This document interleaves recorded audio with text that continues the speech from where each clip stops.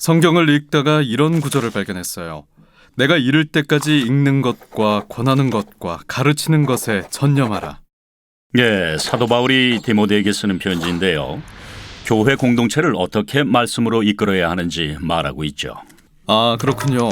여기서 성경을 권하는 것과 가르치는 것은 이해가 됩니다. 그런데 함께 성경을 읽는 것은 무슨 뜻이죠? 바울은 이 부분이 왜 그렇게 중요하다고 생각을 했을까요? 바울은 이게 하나님의 백성에게 정말 중요한 관습이었다는 거죠. 이스라엘 백성이 출애굽한 후 시내산을 떠올려 보세요.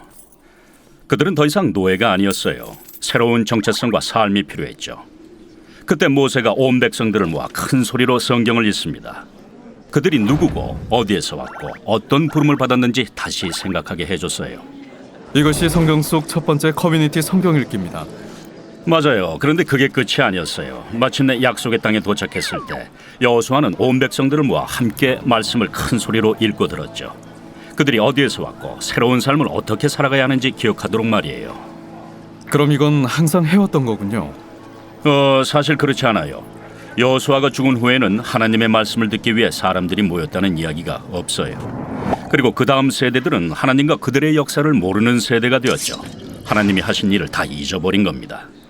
그 후 몇백 년이 지나서 요시아라는 왕이 말씀을 다시 발견합니다. 그리고 이 관습을 다시 시작하기 위해 이스라엘 백성들을 불러 모았죠. 새로운 운동이 시작된 겁니다. 하지만 곧 백성들은 잊어버렸고 결국 포로로 잡혀갑니다. 그 이후로 에스라와 느헤미야가 이스라엘로 돌아와 사람들에게 어떻게 살아야 하는지 또다시 상기시켜줄 필요가 있었습니다. 정말 대단한 관습이네요. 예, 그래서 커뮤니티 성경 읽기는 유대인의 삶의 핵심이 됐습니다. 매주 회당에 모여 말씀을 함께 들었죠. 예수님도 이 커뮤니티 성경 읽기에 참여하셨습니다.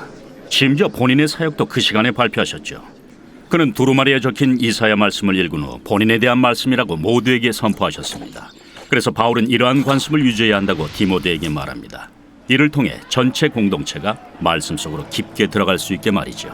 그런데 말이죠. 그 시대 사람들은 글을 몰랐잖아요. 그래서 함께 읽을 수밖에 없었던 것 아닌가요? 저는 혼자서도 성경을 충분히 읽을 수 있거든요. 그럼요. 혼자 읽는 것도 중요하죠. 하지만 함께 읽는 것의 능력을 과소평가하면 안 됩니다. 혼자 성경을 읽기는 어렵습니다. 집중하기가 쉽지 않죠. 하지만 하나님의 말씀을 소리내서 함께 읽을 때 변화가 일어납니다. 정말 쉽잖아요. 누군가 설교를 하거나 가르칠 사람이 필요하지 않습니다. 말씀만 들으면 됩니다. 그리고 함께 나누는 거죠.